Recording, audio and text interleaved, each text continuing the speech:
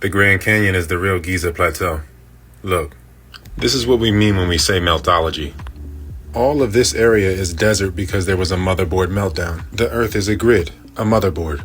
It has melted down several times. This is from one of the most recent meltdowns. After Israel was divided within, it imploded and became open for attack. As you can see, all these people are Shemites. Edomites, Moabites, Ammonites are still all from Shem, even though they were supposedly enemies. Like Ashur, who fathered the Assyrians, who were also enemies. So all Israelites are Shemites, but not all Shemites are Israelites. Since they didn't get along, civilization fell apart. Edom is synonymous with Mount Seir. Mount Whitney is Mount Seir in the Sierra Nevadas. Edom is Rome. Edom destroyed the temple, the Israelites dispersed, and order continued to decay. These are melted buildings. Obviously melted buildings. These so-called pueblos are remnants of a melted metropolis. The survivors of the meltdown found refuge in these pockets of survival. Egypt is Mitzrayim. That's where we're getting Mississippi or Mitsori. This is Hamite land that stretched all the way to the Grand Canyon in Sedona or Sidon. Moab is said to be east of the Dead Sea in the Bible. Moab, Utah is east of the Dead Sea.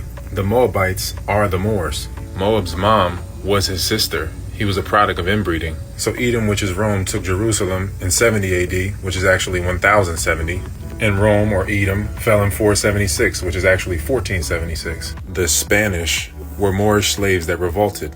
The Spanish slaves took over the Moorish infrastructure in 1492. 48 years later, the Spanish finally reached the canyon. There was enough of a remnant of real aboriginals to hold them off for at least another 200 years, and so we have no history over this period. Nearby in the Pueblo Wars, aboriginals were being killed and shipped into Mexico for slavery. That's where many Afro-Mexicans and Afro-Cubans come from. By this point, most aboriginals are hybridized. It's a post-apocalyptic scenario with many wars. Pale colonists don't penetrate the canyon until 1869. Now 90% of it is off limits, especially the caves and mines, which are just corridors in the now melted metropolis. You can't even fly a drone over most of the canyon.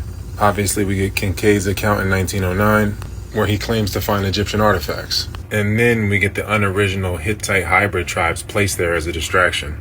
I don't think it's a coincidence that the canyon has all these Egyptian names, especially in Haunted Canyon. The whole desert out west is a post-apocalyptic area. I think these nukes were used to destroy something they didn't want people to see, because most of these detonations were done underground and done until 1992. Definitely meltology.